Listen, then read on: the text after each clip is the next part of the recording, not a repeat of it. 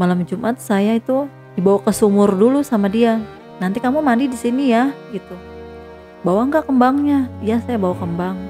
Kain kafannya bawa? Iya saya bawa kain kafannya. Semua peralatan dibawa. Sampai bunga kantil pun saya bawa. Saya bilang, ya udah dipersiapkan semua sama dukun itu. Saya suruh mandi tanpa busana. Jadi dukun itu yang mandiin saya. Oh. Jadi harusnya katanya kita ngembalikan dulu ke sana. Ke dukunnya. Ke dukunnya, cuman kan saya nggak mau ketemu sama dukun itu lagi karena waktu itu terakhir kali ini sobat saya juga belum tahu sih. Terakhir kali saya ke sana saya mau diperkosa.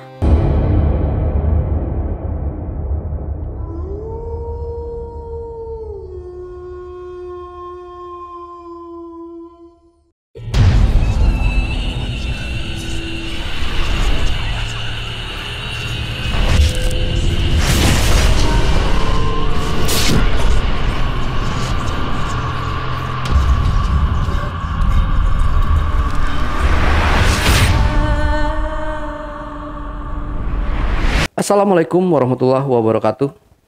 Jumpa lagi dengan saya, Ale, host Jejak Backpacker. Dalam obrolan misteri Jejak Backpacker kali ini, saya menghadirkan seorang narasumber yang pernah mengalami kejadian mistis. Tapi sebelum narasumber menceritakan pengalaman mistis yang pernah dialaminya, jangan lupa untuk selalu support channel YouTube Jejak Backpacker, subscribe, like, komen, dan share sebanyak-banyaknya video-video YouTube Jejak Backpacker. Dan tak lupa juga saya ucapkan terima kasih buat penonton dan subscriber dimanapun berada yang sampai hari ini sudah mensupport channel YouTube Jejak Backpacker. Saya doakan semoga teman-teman semua diberikan kesehatan, umur yang panjang, dan rezeki yang melimpah oleh Yang Maha Kuasa. Dan buat kalian yang punya pengalaman menarik yang ingin menceritakan langsung di studio Jejak Backpacker, hubungi admin melalui nomor WhatsApp yang saya cantumkan di bawah ini.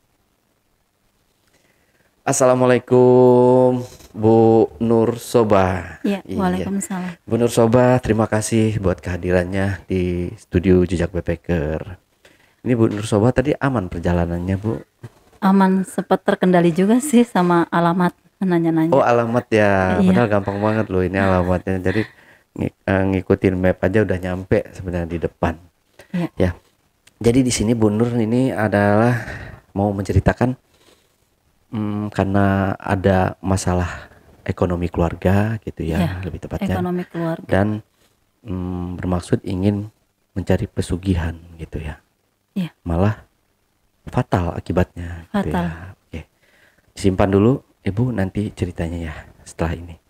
Tapi sebelum Ibu Nur Soba menceritakan pengalaman mistisnya lebih lanjut lagi, saksikan setelah OMG yang satu ini.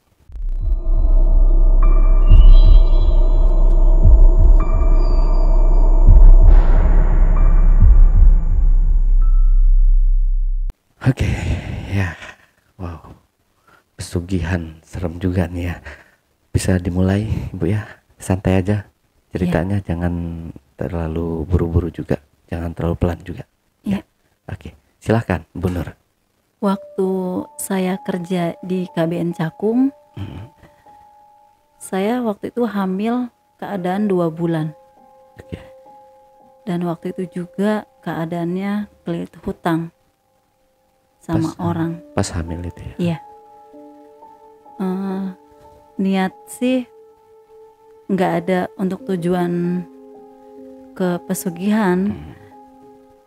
Tiba-tiba pas waktu istirahat jam kerja, saya duduk di masjid, ada segerombolan orang sedang kumpul dan saya melihat ada ibu-ibu kayak menunjukkan sesuatu gitu, semacam kayak bulu perindu sama minyak entah apa itu di botol kecil.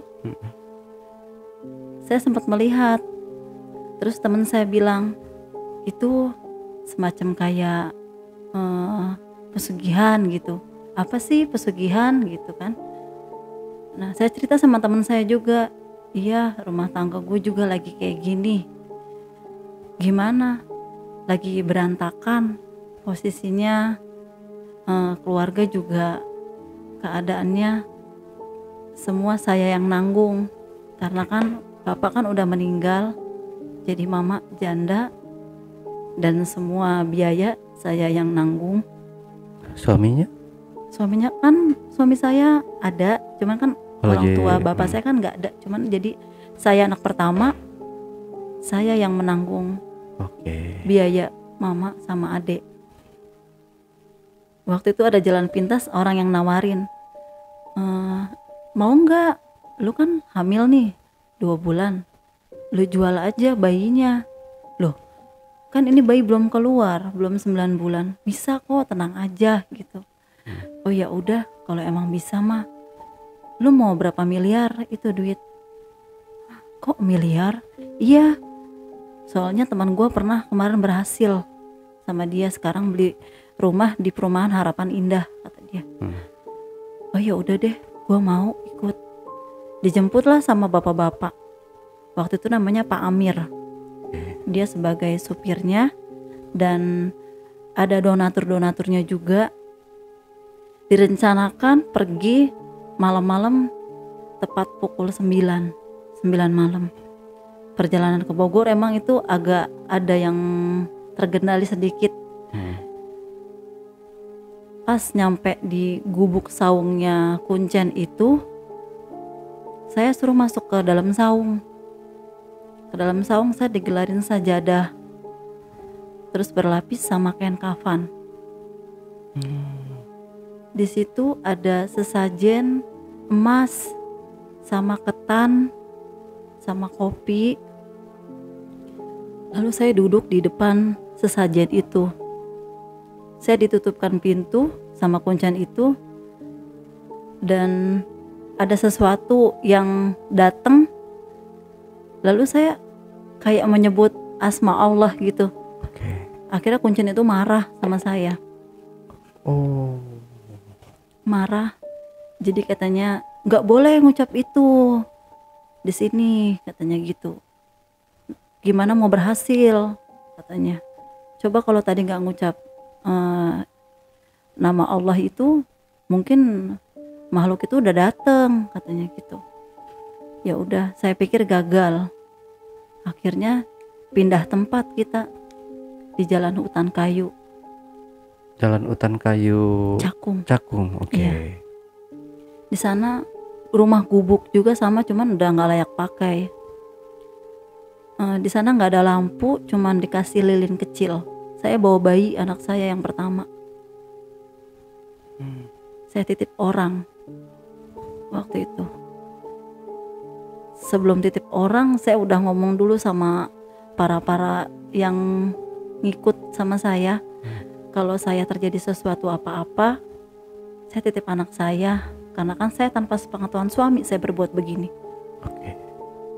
Jadi di situ ya sama seperti biasa, disediain kafan juga sama sesajen. Seperti layaknya kita pesugihan. Dimatikan lampu, hanya lilin doang. Saya udah bener-bener nekat di situ. Akhirnya kayak kan kalau hanya lilin saja di ruangan sepi itu, bayangan orang pasti ada kelihatan. Setibanya ada di belakang badan saya ada sosok makhluk tinggi. Akhirnya saya nyebut nama asma Allah lagi. Jadi bapak-bapak yang mendampingi saya itu bener-bener marah dan akhirnya ngusir saya keluar. Udah ibu nggak usah ikut begini, katanya. Ibu nggak masuk, katanya gitu. Jinnya nggak mau, katanya. Karena ibu nyebut nama asma Allah, katanya gitu. Mungkin karena emang Allah juga belum menakdirkan anak itu untuk keluar dari janin saya. Dari rahimnya. Iya. Akhirnya saya pulang. Waktu itu dikasih ongkos 100.000 dari hutan kayu sampai rumah. Saya naik ojek. Dan sampai anak saya lahir, ada kelainan seperti orang yang gak sewajarnya. Ya mungkin karena ulah saya juga. Seperti apa kelainannya, Bu? Kayak pergi tengah malam sendiri, terus pulang kayak ada yang ngajak main jam 2 malam, jam 3 malam. Oh, oke. Tapi kalau untuk fisik normal. Normal. Oke. Cuman kayak untuk pikirannya kayak orang yang gak selayaknya kita, biasa. Di umur berapa itu? Umur 2 tahun. Udah mulai kayak Udah gitu. mulai Oke. gitu. Sampai selesai itu semua saya pergi keluar dari kerjaan itu. Saya pikir udahlah menjauh dari tempat itu. Nah, saya pindah ke rumah rusun. Ke rumah rusunawa. Saya dapat rumah dari gubernur, dapat dari pemerintah, saya tempatin. Akhirnya saya kerja sebagai kebersihan di rusunawa. Itu tahun 2013, bulan Februari. Singkat ceritanya, saya nyapu di lantai 5. Lantai 5 blok A10.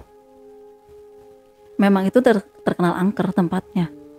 Cuma waktu itu saya keadaannya membersihkan tempat itu sendiri.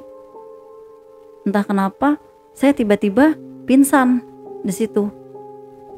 Di saat saya mau membersihkan tempat lantai itu, lantai 5. Akhirnya teman saya naik ke atas, ngelihat saya udah ngegeletak. Digotong ke lantai dasar. Jadi semua orang bilang badan saya bau busuk. Pas turun ke bawah, nggak ada yang mau mendekati saya. Emang dibilang saya tuh badannya bau busuk, jangan deket gitu. Tapi saya merasa biasa aja, badan saya nggak ada bau-bau. Tapi orang yang bisa mencium aromanya bau busuk gitu. Akhirnya saya pulang ke rumah. Suami bilang, kenapa? Pingsan. Katanya badan saya bau busuk, katanya gitu. Siapa yang ngomong? Orang-orang mana? Orang-orang blok A10. Akhirnya suami saya nyamperin orang itu. Setelah nyamperin, sayanya nggak sadar diri lagi di rumah. Dibawalah ke rumah mama. Setelah dibawa ke rumah mama, kata mama, coba dipanggilin ustadz gitu. Dipanggil ustadz sama mama yang terdekat. Ini mah kena kesambet, katanya gitu. Kesambet sama penghuni sana. Mungkin ini lagi kerja bengong atau nggak permisi gitu. Nah, suami saya waktu itu emang nggak tahu keadaan saya, kesusahan saya. Maksudnya kayak saya tuh dipendam sendiri masalah. Ketemu sama saudara dari suami bercerita tentang saya. Ini istri saya kesurupan, tiba-tiba kayak orang linglung, diam aja, kadang nangis. Suami saya bilang, gimana caranya ya? Ya udah yuk bawa aja. Kemana? Ada Tangerang, katanya gitu. Akhirnya saya pergi sama suami, dibawa ke Tangerang. Waktu itu tiba-tiba waktu itu sampai Tangerang tuh siang, pas jam 1 setelah sholat zuhur. Dibawa masuk ke dalam ruangan yang penuh dengan apa aja, banda-banda yang mistis. Klinik-klinik gitu ya. Jadi saya di situ disuruh minum air ular. Air yang benar-benar keluar dari mulut ular. Cuman saya nggak kenapa-napa. Oh bisa, kayak bisa ular gitu kali? Iya. Cuman anehnya saya nggak kenapa-napa. Suami bilang, ini kenapa? Ini istri kamu ada yang mau ngebunuh gitu. Macamnya kayak ada yang mau ngerjain. Banyak yang mau ngerjain 7 orang. Dia bilang gitu. Cuma karena istri kamunya ada yang jaga, jadi masih bisa terlindungi. Yang jaga siapa? Orang tuanya sendiri. Bilang gitu. Akhirnya suami saya keluar. Saya berbicara sama dukun itu. Saya banyak hutang. Pikiran saya gak tahu kemana. Jadi saya kerja gak fokus. Pikiran saya kosong. Suami saya gak tahu kalau saya banyak utangnya. Taunya suami saya kerja bener, uang gaji ditabung karena suami juga kan kerja. Posisinya waktu itu juga emang rumah tangga saya juga emang lagi goyah karena keluarga dari suami ikut campur sama urusan rumah tangga saya. Udah gitu semua kebutuhan dari ipar, dari keluarga suami, kadang suami yang ngasih tanpa sepengetahuan saya itu dulu. Dulu ya. Jadi saya ngerasa kayak gak dihargai. Berjuang sendiri, kerja jadi tukang sapu,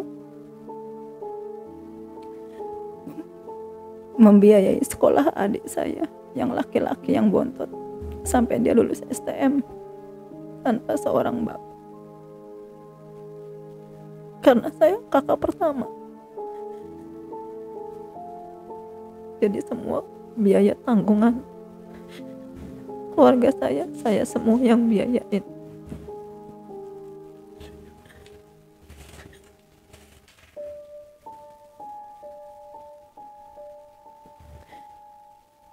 Sampai waktu itu saya ngomong berbicara sama dukunnya langsung. Rumah tangga saya udah nggak baik, saya bilang, "Bah, saya pengen suami saya tuh apa kata saya nunduk," saya bilang gitu. "Bisa," kata dukun itu, "bisa. Kamu mau nggak mandi?" gitu. "Mandi," kata saya. "Iya mandi, tapi malam Jumat Kliwon." Akhirnya saya nurut apa kata dia. Ya udah, saya mau.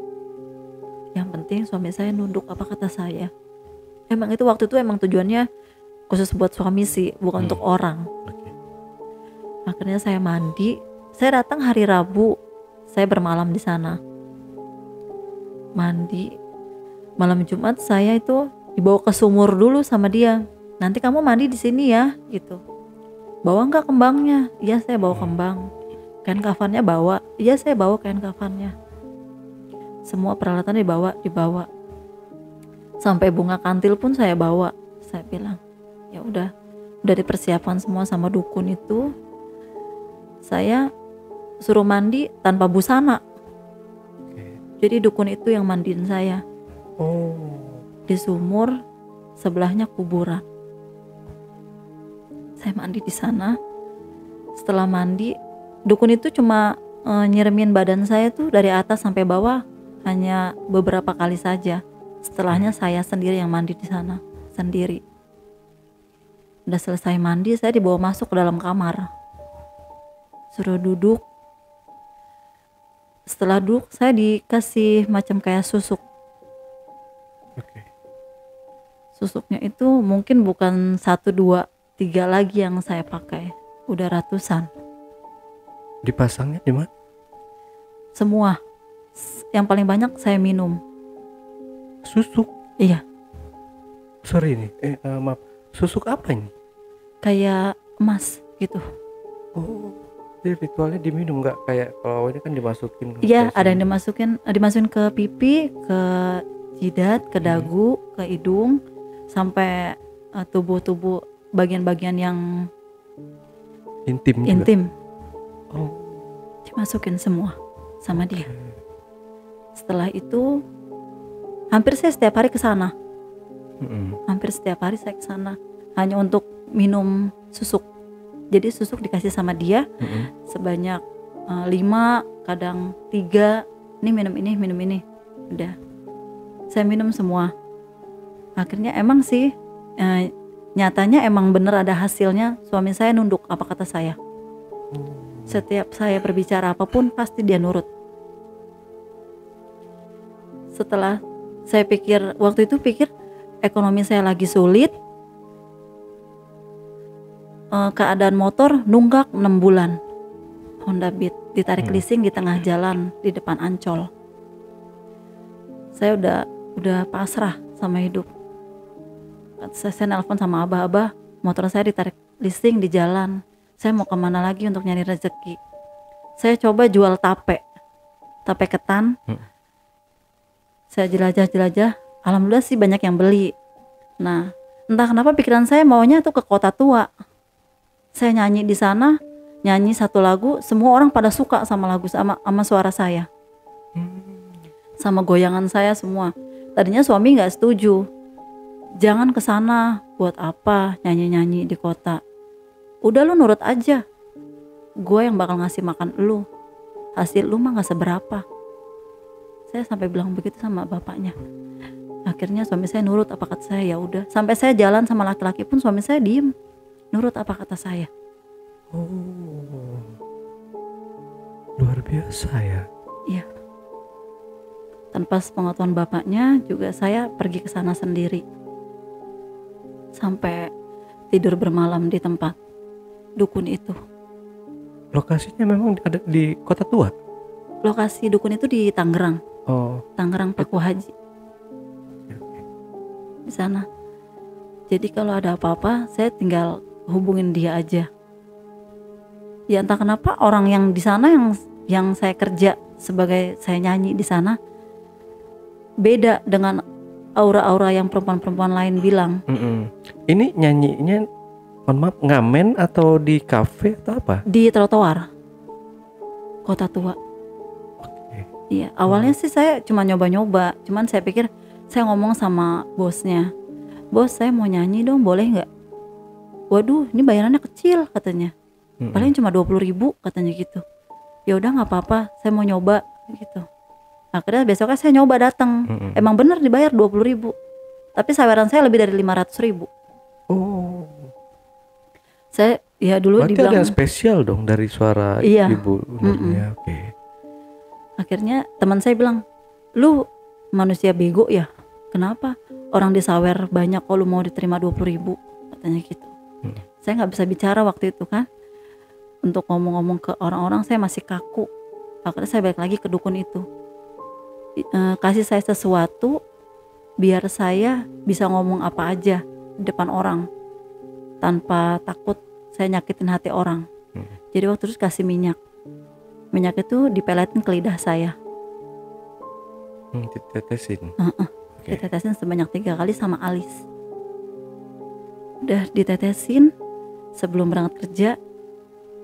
Akhirnya saya datang. Pas waktu itu kebetulan ada rombongan orang, kurang lebih 20 orang nyanyi di tempat saya, para lelaki. Itu saya nyanyi gak pernah berhenti sampai 40 lagu saya nyanyi tanpa ada rasa capek. Kayak ada sesuatu yang narik saya, kayak ada yang menggerakkan tangan saya sendiri, kayak ada yang ngegoyang-goyangin badan saya sendiri. Saya ngerasa kayak, kok gue perasaan gak bisa goyang, kenapa gue bisa goyang? Perasaan suara gue jelek, kenapa gue bisa begini? Gitu. Itu dari situlah uang ngalir, bisa tutup utang-utang saya. Sampai suami kebutuhannya bisa saya penuhi dengan hasil uang itu. Belum puas saya kalau belum dapat semuanya. Akhirnya saya ada main sama suami orang. Orang itu pekerja di pelabuhan Sunda Kelapa. Jadi dari gajinya dia sampai uang hariannya dia bukan buat istrinya tapi buat saya. Satu hari selama dari jam 6 malam sampai jam 12 malam itu 5 lelaki. Uangnya saya yang ambil semua. 5 lelaki? Iya. Itu di pelabuhan semua? Enggak, beda-beda? Beda-beda. Jadi ada yang supir kontainer. Jadi dia kalau dapat uang misal sebesar 1 juta, jadi para lelaki itu tuh nggak pernah kirim saya duit sedikit, di atas 500.000. Imbalannya apa? Nggak ada. Sorry ini, maaf. Iya. Tidur? Nggak ada tidur. Saya cuma melayani nyanyi. Nyanyi sama minum. Minum pun saya nggak sampai mabok. Jadi cuma segelas 2 gelas, ya udah yang penting temenin dia minum. Setelah itu minta bagian duit. Iya, dia nurut. Berhasil berarti ya. Iya, tadi berhasil. si dukun ini. Akhirnya saya bilang sama suami, akhirnya saya berbicara sejujurnya. Tapi saya nggak berbicara sejujurnya sama suami kalau saya bikin dia takluk. Mungkin sampai detik ini dia nggak tahu. Saya bikin dia takluk. Saya ngomong sama bapaknya, nih gua sama dukun ini begini berbuat untuk nyari sesuatu. Bapaknya tergiur malah suami saya. Ikut juga ke dukun itu lagi. Ke dukun yang mandiin ini ya? Iya. Oke. Pergi untuk minta penglaris. Jadi uang mahar 500.000 dapat kayak samurai kecil, keris, ditaruh sama dia di dompet. Dagangannya emang bener-bener meningkat.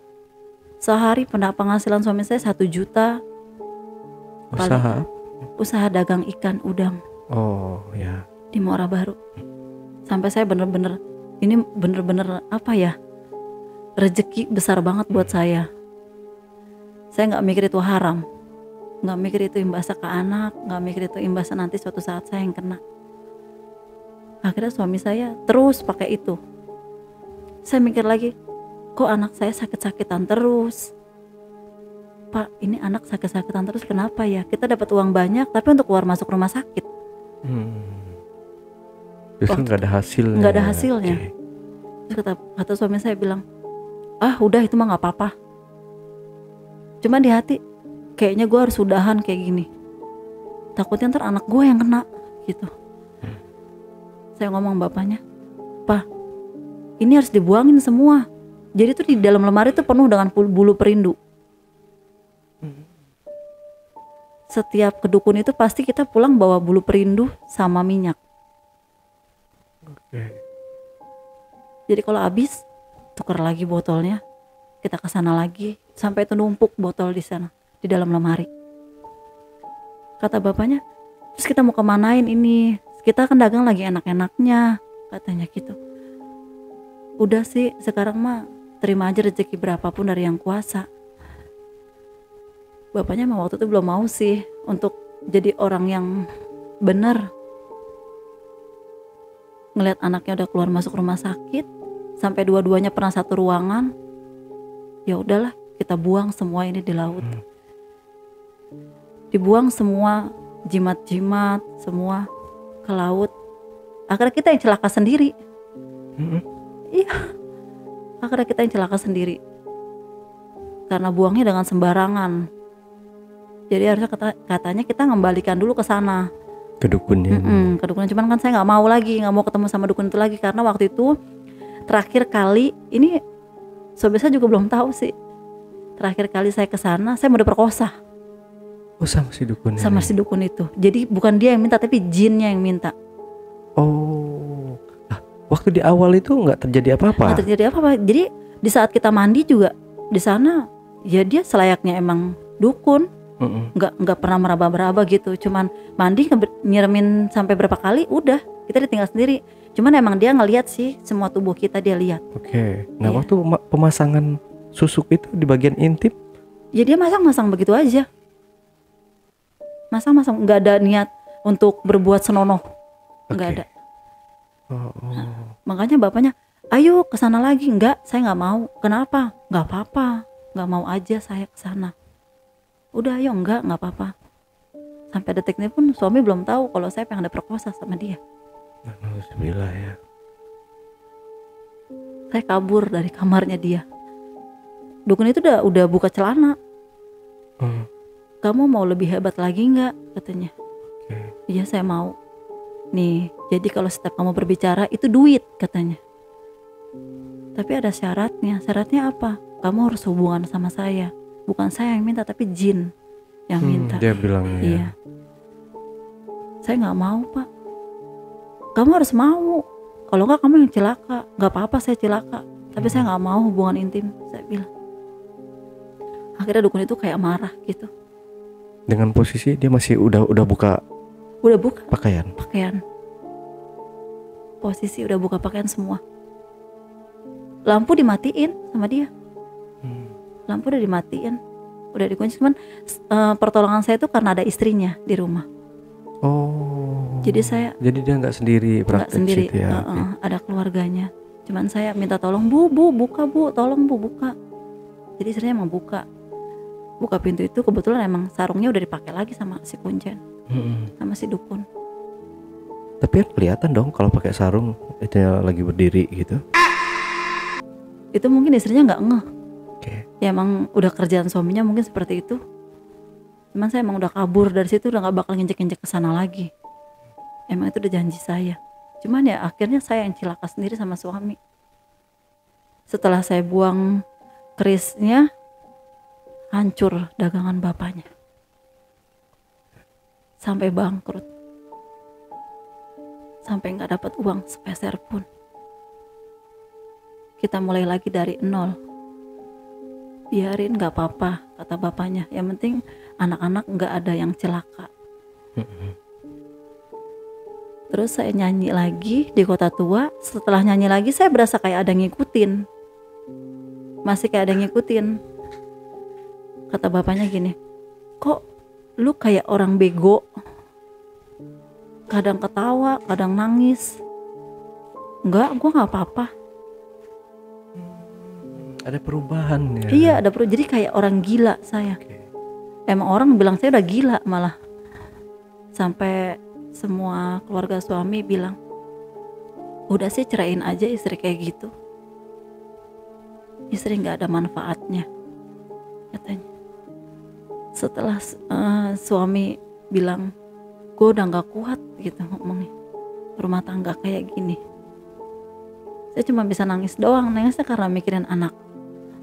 Gak mungkin saya harus jejak lagi ke sana, ke Tangerang lagi, saya udah nggak mau. Mungkin karena susuknya itu masih banyak di badan saya pergi lagi ke Kota Tua, yaitu malah tambah banyak relasi saya. Saya nggak bisa mungkin, maksudnya nggak bisa hilang dari situ, nggak bisa, karena memang itu pendapatan saya, penghasilan saya di saat suami saya emang bangkrut. Di saat jaya-jayanya suami saya suruh udahan, jangan pesugihan lagi, tapi saya tetap masih nyanyi. Sampai banyak perdebatan, udah jangan nyanyi lagi, lu dipeluk-peluk, dicium-cium sama para lelaki di sana. Tapi kan duit, ini duit, iya duit, tapi bukan lu yang joget, bukan lu yang goyang, bukan lu yang nyanyi. Nah akhirnya ya udahlah, mungkin udahan saya nyanyinya di kota. Saya ikut bapaknya jualan di lelang. Entah kenapa tuh pala kayak ada yang nimpuk gitu, kayak ada yang bener-bener berat di atas kepala. Pulang nggak tahu kejadian, nggak sadar diri. Pas bangun-bangun, mah kok tadi ada yang masuk, siapa?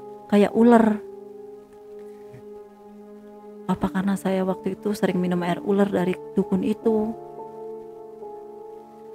Diobatin sama ustadz, nggak ada yang pada mempan. Sampai waktu itu ketemu sama temannya bapaknya, namanya Pak Ramli. Kenapa istri lu? Nggak tahu, kayak ada keanehan. Ya udah yuk berobat. Berobat kemana? Udah yuk, ada namanya Pak Usup, cuma sekarang dia udah almarhum. Diobatin sama dia nggak mempan, malah dia yang terpental. Sebelum kenal sama Kiai Ustadz Rojak, akhirnya lambat laun Pak Ramli bilang, oh ada, ini namanya Kiai Ustadz Rojak, dia emang tertutup, nggak ada orang yang tahu kalau dia bisa gitu, bisa menyembuhkan orang yang kayak saya gini kena. Ketemu sama Pak Ustadz Rojak, dikenalin setelah dia salat malam, kan katanya dia salat malam dulu baru bisa ketemu sama beliau. Ketemu sama dia, udah akhirnya nggak maunya karena saya berontak, kesurupan lagi. Jadi tuh kata bapaknya di sana, ular lagi yang masuk. Jadi saya dengan berdesah, dengan lidah keluar, kata bapaknya, tangan juga main, jadi macam kayak ular gitu sana. Akhirnya ketemu sama Ustadz Rojak, keluar ngajiin saya diruqyah, tetap aja nggak ada perubahan. Karena memang susuk saya banyak, belum ada yang dibersihin. Nah, saya pergi lagi ke dukun baru lagi. Setelah saya pikir Pak Ustadz Rojak gak bisa nyembuhin saya, pergi lagi saya ke dukun, ada di dekat rumah. Itu ibu-ibu tua. Ini mah katanya, kamu tuh kena karmanya sendiri, katanya gitu. Kok kena karma? Kamu nyakitin banyak orang waktu kamu bisa punya kelebihan gitu. Iya, saya mau berubah, pengen ngilangin semuanya, gimana caranya? Harus ke dukunnya lagi, mumpung dukunnya belum meninggal katanya. Cuman saya nggak mau Bu, karena saya waktu itu mau diperkosa. Akhirnya ya saya nggak bisa, karena dia yang pasang, dia yang lepasin juga. Saya balik lagi ke bapaknya udah sih ke Pak Ustadz Rojak aja, dia pasti bisa nyembuhin. Ya sedikit demi sedikit malah nambah, bukannya hilang malah nambah. Jadi kalau saya setiap jalan dari lewat jembatan yang angker, pasti ada yang masuk ke badan. Kesurupan itu. Iya, walaupun masih di jalan sama bapaknya, di tengah jalan kesurupan, di tengah jalan di atas motor. Iya, di atas Itu motor. Kesurupannya gimana kalau di atas motor? Ngamuk gitu, terus tiba-tiba jatuh. Oh, Bapaknya serem banget ya. sampai kebingungan sendiri, nih gimana begini, begitu. Sering kesurupan di motor tuh sering.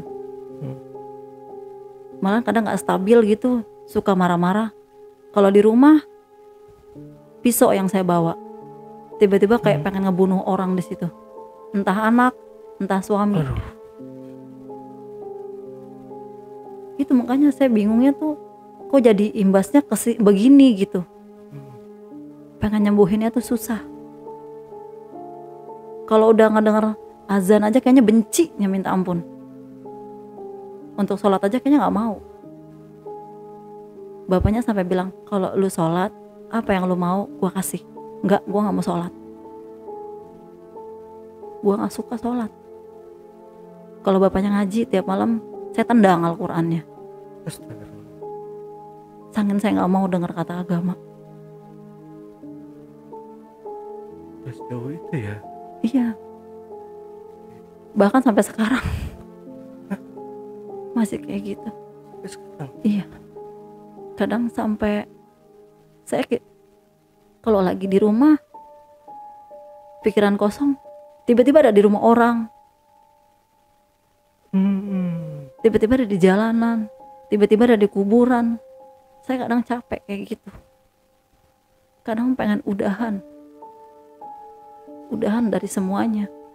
Kalaupun emang ada yang harus bagaimana saya lakuin, yang penting saya kembali normal. Saya capek kayak gini. Setiap lagi diem, tiba-tiba ada yang masuk.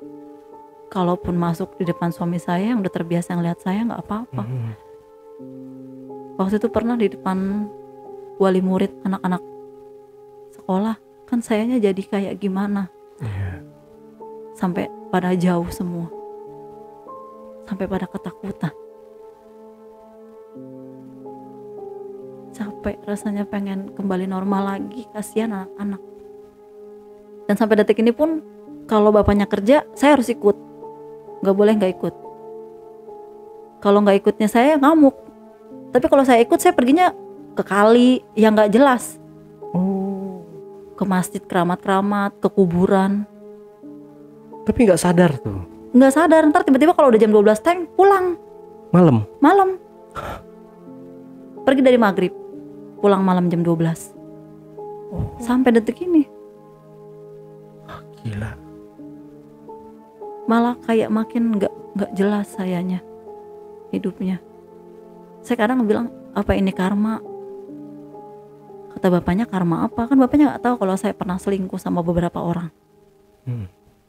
Yang dia tahu, ya istri gue kerja nyanyi, udah gitu doang. Sampai bulanan untuk kehidupan kita, sampai ada yang tanggung.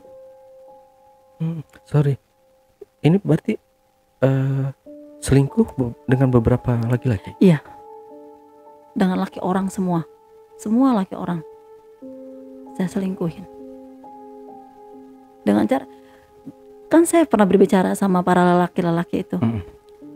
Emang kamu suka sama saya dari apa? Seneng suaranya, terus seneng goyangannya kalau nyanyi. Orangnya nggak neko-neko, jadi nggak kayak perempuan lain jejingkrakan sana, jejingkrakan sini gitu. Tapi hanya kata ungkapan mesra-mesra doang, dia kayak luluh. Sampai sekarang.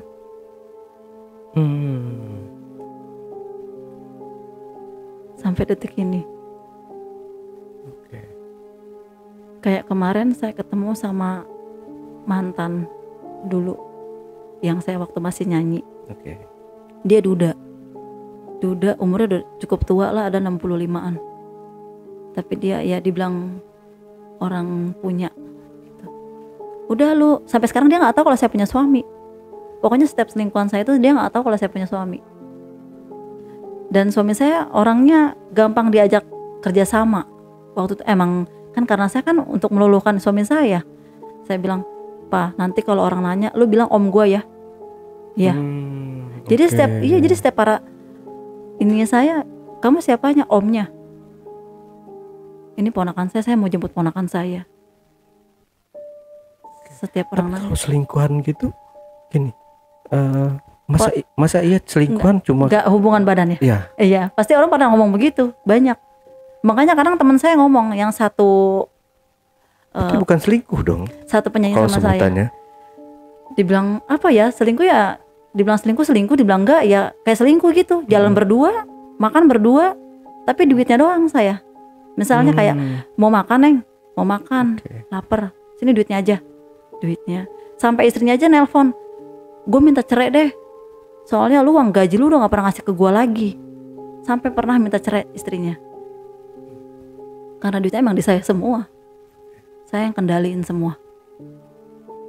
Sampai teman saya bilang, "Lu pakai apa sih? Gua aja yang dapat 200.000 harus tidur dulu." Gitu.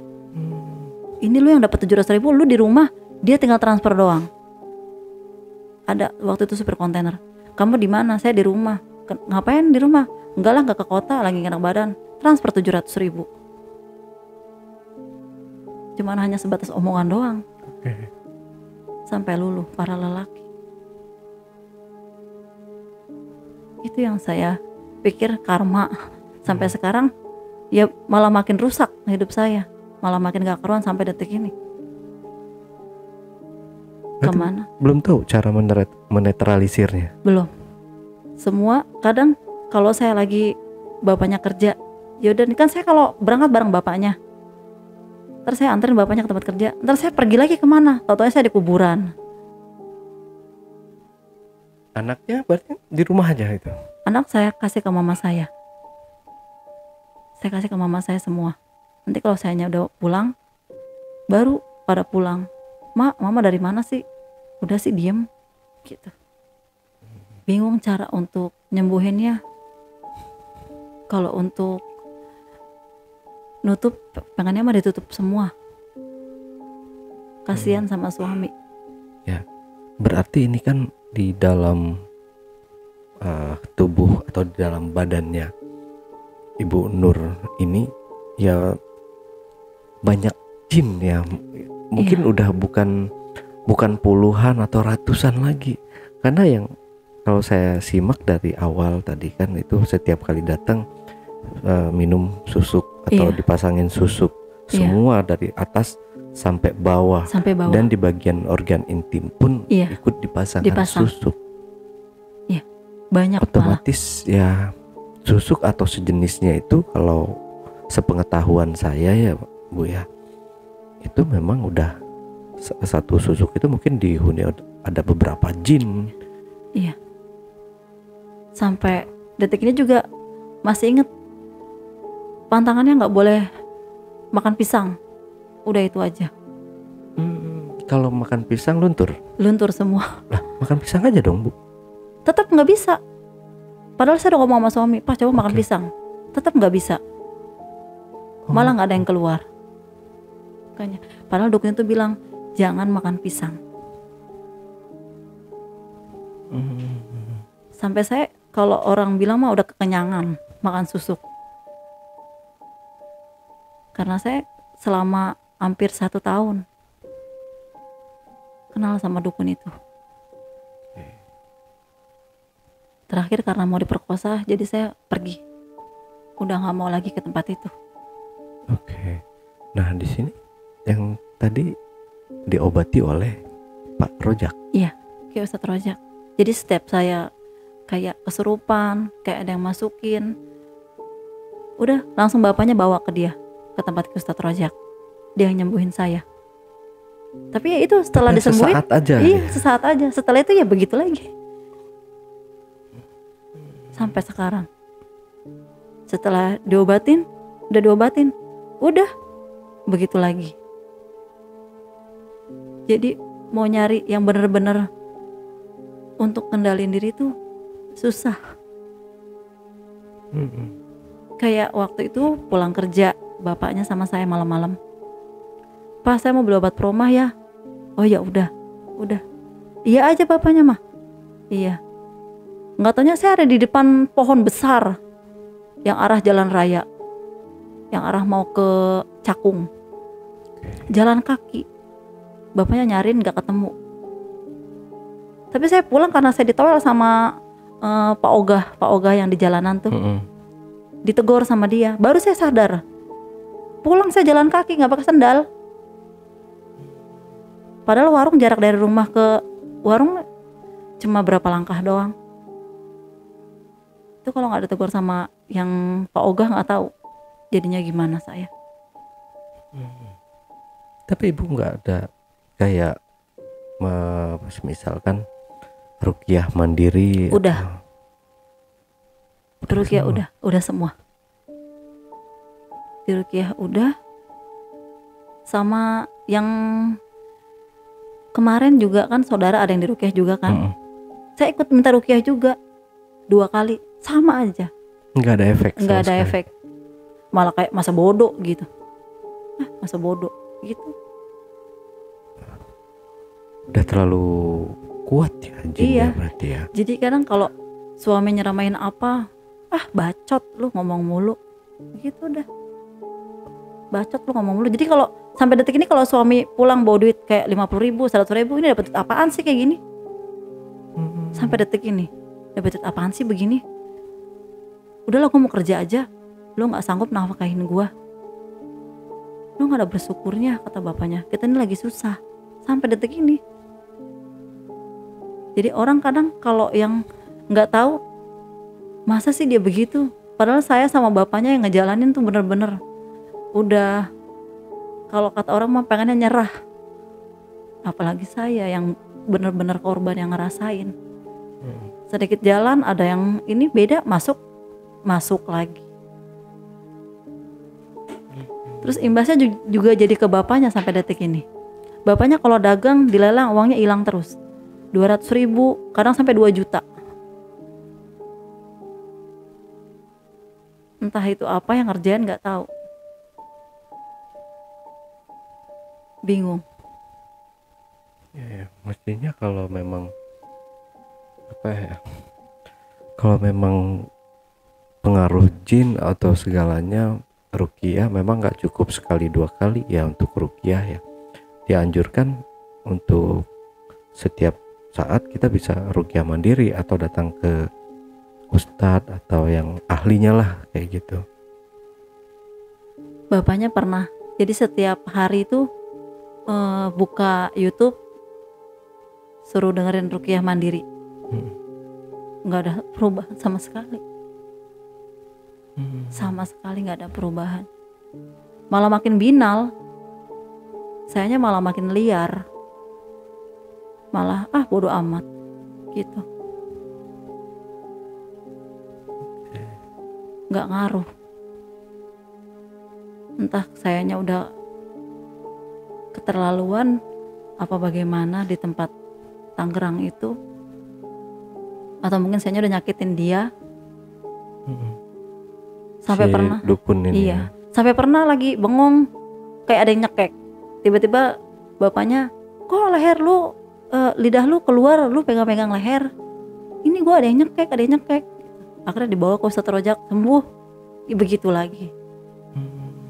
Tapi sebenarnya kalau Ustadz Rojak ini dia hanya sementara ya. Iya. Boleh dibilang kayak sementara, gitu ya. Jadi pas ada waktunya kambuh atau kumat nih keadaan dari Bu Nur, itu kalau kita panggil Pak Ustadz Rojak itu langsung sembuh lagi.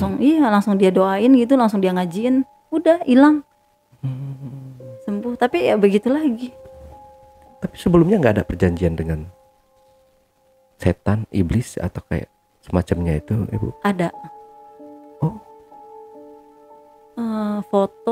Foto saya sama foto suami Mm-mm.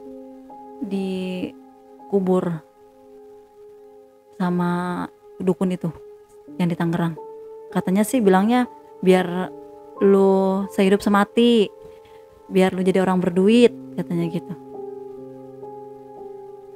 Terus kata saya bilang jangan Pak, ini masa dikubur di sini, ambil dong. Diambil lah sama dukun itu. Ya udah, yang penting lu nggak macem-macem nih, karena gue suka sama lu, kata dukun itu. Loh, kok jadi bapak suka sama saya? Bukan gue yang suka, tapi jin yang suka. Ya itu besoknya saya kesana. Ya udah besok kesini lagi, pasang lagi. Pokoknya saya setiap kesana tuh pasti pasang susuk. Gak pernah enggak. Bukan pasang sih, minum. Mungkin udah mendarah daging di badan saya. Iya. Saya juga mengiranya seperti itu. Dan jangan-jangan memang sudah menikah atau kawin dengan jin gitu. Tapi nggak ada selama ini. Kalau itu sih waktu itu pernah ya. Dibilang mimpi enggak. Dibilang enggak ya kayak mimpi. Kayak tidur kayak lagi diperkosa. Tidur kayak lagi diperkosa. Gitu. Itu sekali sih, sekali. Berasa kayak suami sendiri yang nindihin. Gitu. Itu baru cuma sekali doang. Kesitunya udah enggak lagi. Sampai sekarang udah enggak ada kayak nindihin badan. Cuman ya makin menggila. Iya. Tapi Kesini. memang ya, kalau kita sudah mengadakan perjanjian dengan iblis atau boleh dibilang kawin atau menikah dengan jin, biasanya nih ya yang saya tahu Bu ya, berdasarkan pengalaman, bukan pengalaman ya, ada uak saya juga kejadiannya sama kayak gitu juga, dan dia sampai mati pun masih menjadi istri dari jin itu. Dan memang sewaktu dia diobatin susah, Ustadz sampai mental jauh bener. Sebulan kalau dia lagi sakit nggak makan gitu, tapi tetap sehat. Kalau waktu itu pernah disuruh dagang saya sama dukun itu. Jadi ceritanya saya main ke tempat dukun itu, ada bapak-bapak datang bawa kotak. Kotak itu diisi 50.000 satu lembar, 100.000 satu lembar, 20.000 5 lembar. Jadi saya tanya, ini buat apa bah? Jadi dia ini dagang nasi uduk. Terus bah gimana? Jadi dia setiap dagang itu hasilnya dimasukin 20.000 5 lembar, 20.000 5 lembar. Jadi dia berubah jadi 100.000. Wah kayaknya enak nih begini. Jadi ada pikiran saya begitu. Coba Pak kita bikin. Bapaknya bikin sama saya. Bikin. Tiap hari saya calekin Pak. 20.000, sehari 5 lembar. Saya pikir kalau sehari 5 lembar 20.000, kalau misalnya 20.000 itu diganti 100.000, berarti kita dapat 1 juta dong. 500.000 dong. Ya kan? Wah bisa banyak duit nih kita. Nurut aja. Pas dibuka kosong. Pas udah waktunya, kan ada waktunya, ada jangkanya nih. Ini jangkanya 3 bulan ya. Nanti dibukanya jam sekian. Kosong. Nggak ada. Oke. Rumit juga ya. Iya. Kalau jadi Bu Nur ya.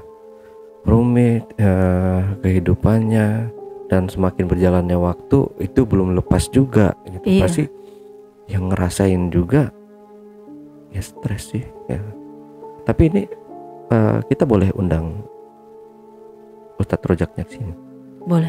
buat menjelaskan sedikit aja gitu ya. Iya. Oke. Nah dari Bu Nur ada yang mau ditambahkan lagi kira-kira? Ya Atau yang mau pesan dan kesannya ke teman-teman di rumah?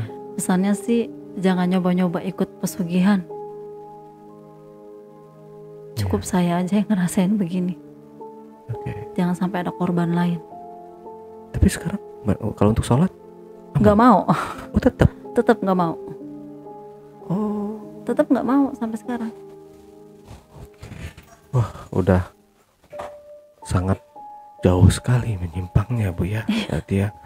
Oke. Nggak mau. Pokoknya kalau padahal sering ya ke Ki Ustadz Rojak bilang sholat, nggak mau. Ya oke, terima kasih Bu ya. Iya. Sekarang kita panggil Ustadz Rojak dulu ya. Iya. Ibu gantian duduknya. Oke Bu, terima kasih buat waktunya. Sama-sama. Assalamualaikum Ustadz Rojak. Rozak. Ya, Rozak. Rozak ya. Ya. Pak Ustadz Rozak, udah Bapak Ustadz lagi. Ustadz Rozak, begini, tadi kan kita sudah menghadirkan Ibu Nur Sobah ya, Ya. untuk menceritakan pengalaman dia selama mengikuti pesugihan atau masuk ke aliran hitam lah, boleh dibilang kayak gitu ya Ustadz ya. Nah di sini salah satu orang yang dihubungi oleh Ibu Nur sendiri adalah Ustadz Rojak gitu, untuk menyembuhkan, atau sewaktu-waktu dia ada kendala, ada tiba-tiba dia kemasukan gitu, atau jiwanya itu udah nggak stabil, dia sembuh sama Ustadz Rozak. Nah tapi dibalik itu semua, setelah Ustadz Rozak pergi atau kembali ke aktivitas masing-masing nih, ibu ini mengalami lagi gangguan yang sama. Artinya ini kan nggak ada nggak sembuh ya, hanya sembuh sementara aja gitu. Kalau boleh dibilang hanya menetralisir sementara gitu untuk Ibu Nur ini. Nah itu metode untuk pengobatannya sendiri Pak Ustadz Rojak pakai cara-cara seperti apa itu Ustadz? Pertama dia kenal mas saya itu ketika dia kemasukan ya, disebutnya siluman ular lah. Diobatin beberapa orang tidak sembuh. Dia bilang saya nggak bisa ngobatin, saya ngaji dulu. Kalau mau ketemu nanti jam 1. Setelah saya pulang ngaji jam 12:30 sampai rumah, dia sudah ada di situ. Begitu dia kenalin ini istri saya, Ngersoba, kan suaminya juga suka ngaji ya, ketemu saya. Kemudian ketika ngobrol begitu dia kesurupan. Tiba-tiba aja tuh. Tiba-tiba kesurupan. Dia mendesis, dia ngamuk, dia mengancam, saya ini adalah raja ular yang tidak bisa terkalahkan oleh siapapun. Dia bilang begitu. Terus saya bilang, saya tidak takut dengan kamu. Saya takut hanya kepada Allah. Kamu adalah makhluk Allah. Kita semua adalah makhluk Allah. Yang lebih hebat Allah Subhanahu wa Ta'ala, bukan kamu. Setelah saya bilang begitu, dia luluh. Dia tidak ngamuk, dia duduk. Prosesnya seperti itu. Untuk mengobatinya, saya hanya menjelaskan beberapa ayat Al-Quran saja. Bahwa Allah lillahu ma bis samawati wa ma fil ardh. Semua bumi dan laut seisinya, semua milik Allah Subhanahu wa Ta'ala. Termasuk kamu dan saya milik Allah. Apakah kamu tidak takut nanti di yaumul qiyamah kamu akan disiksa dalam keadaan seperti ini, berbuat zalim kepada sesama manusia? Pada saat itu dia takut, dia gemetar. Lalu saya bacakan ayat kursi, Allahu la ilaha illallah, ilah seterusnya. Masih yang dia nunduk, langsung dia kepanas. Dia bilang, Kiai Rojak, saya tunduk sama kamu. Saya mau masuk Islam. Bagaimana caranya? Ya, boleh. Kamu kesini membawa berapa makhluk? Saya tahu itu. Saya di sini bawa banyak makhluk. Panggil semuanya. Saya tidak takut dengan kamu. Panggil. Dipanggil di semua. Lihat banyak sekali. Kalau kamu mau selamat dunia dan akhirat. Dan intinya kau bisa selamat di akhirat nanti alam kubur dan azabnya Allah, maka kau bersyahadatlah kepada Allah Subhanahu wa Ta'ala agar kau masuk Islam selamat dunia dan akhirat. Dia bilang, saya mau. Langsung saya tuntun dengan baca syahadat asyhadu an la ilaha illallah, dan dia pun menyebutkan asyhadu an la ilaha illallah. Kemudian setelah itu nanti apabila ada sesuatu yang masuk di raga, di badanmu, kau antapkan, biarkan saja, karena itu akan menelisik anggota tubuh. Akhirnya dia tenang, dia bisa syahadat, dia bisa berselawat, dia bisa baca bismillah, kemudian dia pamit pergi. Nah, di situ mulainya saya kenal dengan beliau. Oke. Nah, untuk susuk yang ada di badannya nih, Ustadz sendiri nggak bisa untuk melepasnya. Susuk yang ada di badannya beliau ini itu banyak sekali. Nggak bisa langsung sekaligus kita keluar. Akan bertahap. Sampai saat ini bertahap. Maka untuk mengeluarkan itu susuk dengan tahapnya, dengan cara dia harus dekatkan diri kepada Allah Subhanahu wa Ta'ala. Tapi ternyata dia tidak bisa. Maka kita ajak pengajian. Setelah itu saya bacakan amalan ratib, amalan manakib Syekh Abdul Qadir Al-Jilani. Saya bawa airnya, saya bilang, kamu mandi air ini, kamu minum air ini. Setelah itu mandikan, tolong suaminya jagain. Kalau nggak dijagain nih orang, nanti akan ngejoprak di kamar mandi, akan jatuh lumpuh.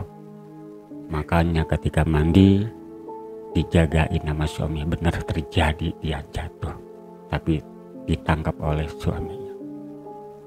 Kemudian setelah besoknya dia merasa mules, maka susuk itu perlahan akan hilang dengan melewati buang hajat besar.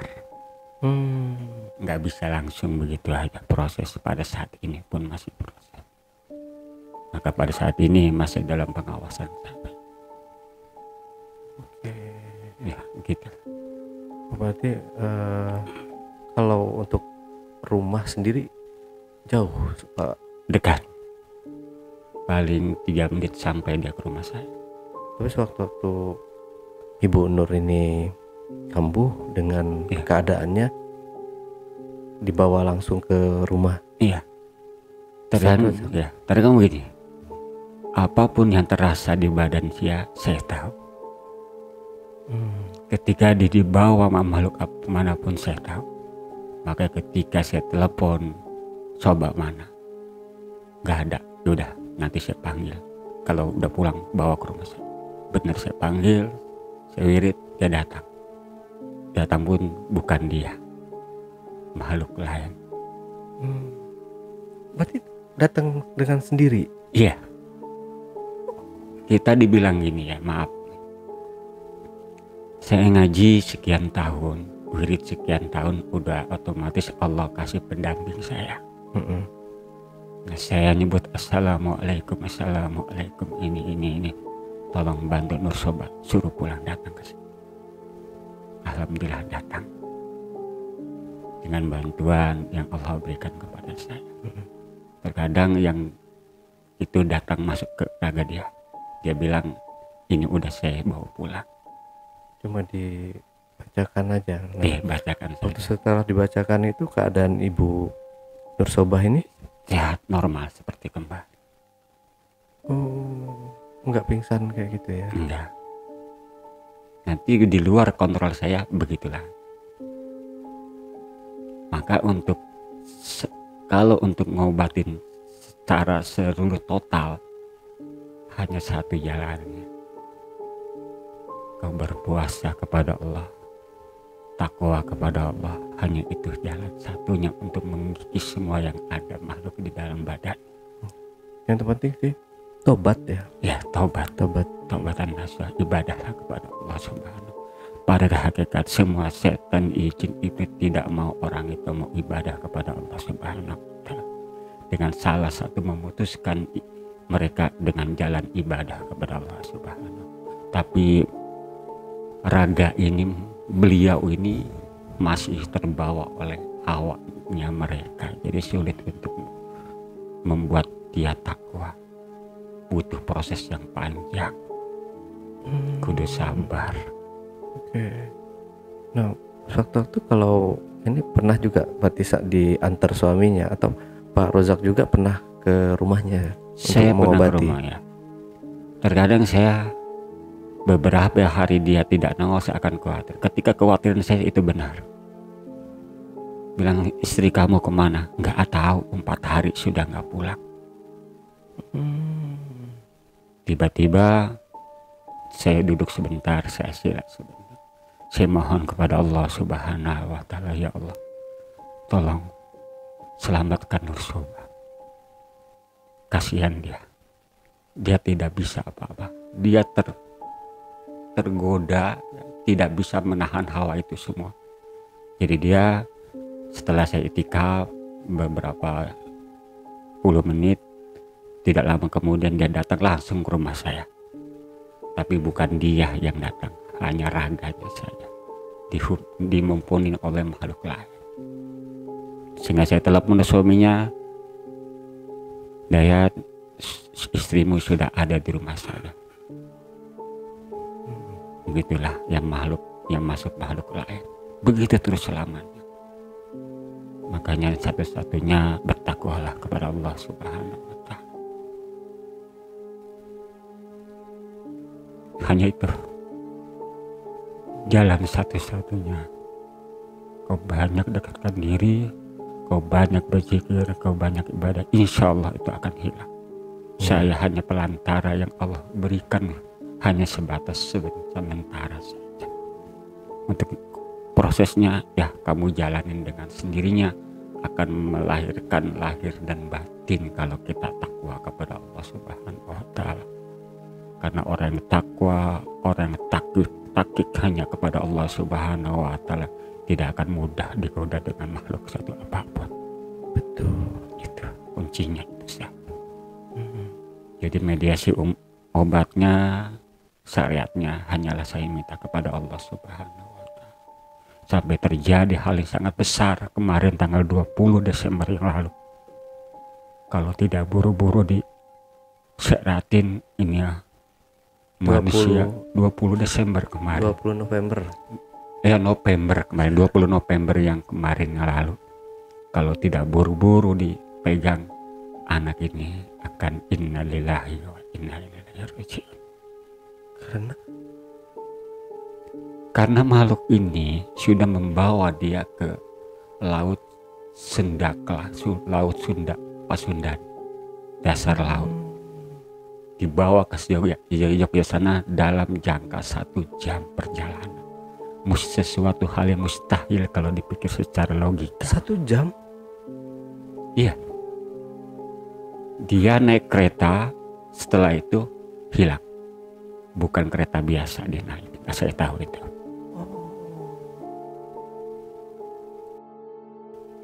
Tiba-tiba ada di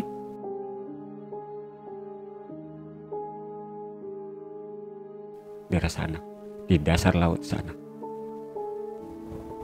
Dia berdiri di sana, bertemu dengan rajanya laut Sunda, siluman jin ibrit di sana.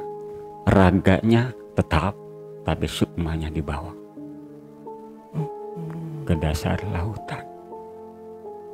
Ini yang paling saya khawatirkan sama dia.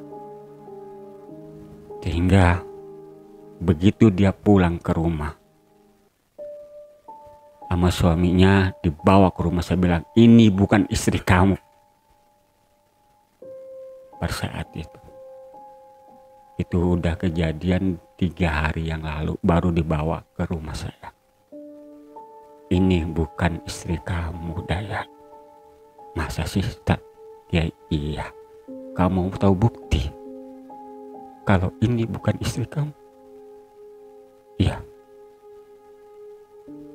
Tiba-tiba itu istrinya ngomong, saya pengen makan mie. Biasanya kalau raga ini orang ini Nur Soba biasanya masak sendiri. Kenapa dia tidak masak sendiri? Suaminya ngomong, Kiai, biasanya ini istri saya masak sendiri. Kok sekarang nggak mau masak? Itulah saya bilang, kamu masak aja. Kamu kan pengen tahu bahwa ini bukan istri kamu. Iya, masak. Masaklah di rumah saya. Setelah masak, dihidangkan, masih keadaan mendidih panas. Dikasihlah di depan dia, langsung dimakan sama dia. Tanpa ada kipas angin atau diadep, langsung panas-panas dimakan. Itu bukti ini bukan istri kamu. Akhirnya saya tanya, kamu ini siapa? Jujur saya tahu ini bukan Nur Soba. Dia meringis, senyum. Saya adalah Diana. Siapa dia nih? Saya penunggu anaknya Laut Sunda, Sunda Kelapa, Pasundan. Saya anaknya Dewi Lestari. Dewi Lestari itu? Dewi Lestari itu penunggu laut di daerah Pasundan sana. Laut Sundan. Itu biasa. Jogja. Ya, karena dia sudah menahan ini, ya sukmanya ini dalam dasar laut. Jadi sukmanya ini diikat di sana, badannya diikat, kakinya diikat dengan tembaga. Karena ini saya pikir, ya Allah, sampai dia kemasukan.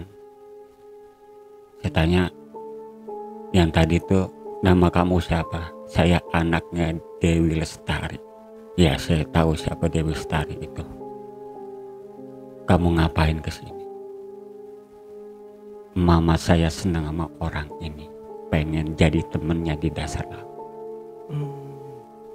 Akhirnya saya suruh pergi kamu. Saya nggak butuh kamu. Akhirnya saya pukullah dia dengan sorban pemberian dari Hamengkubuwono yang ke-9. Saya dari beri mereka, saya sabet ke sorbannya. Langsung dia terbakar badannya. Dia lapor ke mamanya Dewi Lestari. Sebelum itu masuklah yang biasa yang Allah kasih kepada saya untuk pendamping. Masuklah ke dia. Assalamualaikum warahmatullahi wabarakatuh. Tolong nih anak ada di dasar lautan. Saya ingin selamatkanlah dia. Bawa dia buka semua. Akhirnya saya pamit, Kiai, saya akan menuju ke sana. Iya, silakan. Setelah itu dia tidur. Ngobrol seperti biasa. Begitulah. Oke. Pak, mungkin kita doakan aja ya berarti. Iya. Semoga Ibu Nur Soba ini cepat sembuh. Iya, insya Allah. Nggak terulang lagi apa yang ada di Ibu Nur Soba. Iya. Saya kasihan dengan dia, kasihan. Sama kasihan juga kita ngelihatnya ya. Buat teman-teman juga ya, nggak apa-apa kalau mau bantu doa silahkan ya ke Ibu Nur Soba. Semoga beliau cepat kembali lagi seperti dulu lagi. Iya. Dan kembali menjalankan aktivitasnya sebagai muslimah. Amin ya Allah. Yang saya lihat kan dia sekarang nggak ngaji, nggak sholat, semuanya berarti emang benar-benar udah hitam. Iya. Badannya ini, bukan badannya maksudnya, dia ini masuk ke aliran hitam lah kayak gitu, dengan pengaruh iblis atau jin seperti itu ya. Mungkin kalau ada ustadz atau kiai yang bisa membantu untuk menyembuhkan Ibu Nur Soba ini, mungkin dengan senang hati sekali kita ya Pak Rozak ya. Oke Pak Rozak, terima kasih buat waktunya. Oke JPacker, itulah tadi obrolan misteri jejak backpacker bersama narasumber kita Ibu Nur Soba dan Pak Rozak. Jangan lupa untuk selalu support channel YouTube Jejak Backpacker, subscribe, like, komen, dan share sebanyak-banyaknya video-video YouTube Jejak Backpacker. Dan buat kalian yang punya pengalaman menarik yang ingin menceritakan langsung di studio Jejak Backpacker, hubungi admin melalui nomor WhatsApp di 0852 123456683 atau di 0858 47683. Wassalamualaikum warahmatullahi wabarakatuh. Oke, Pak Rozak, terima kasih pada waktunya. Sama-sama. Sampai jumpa.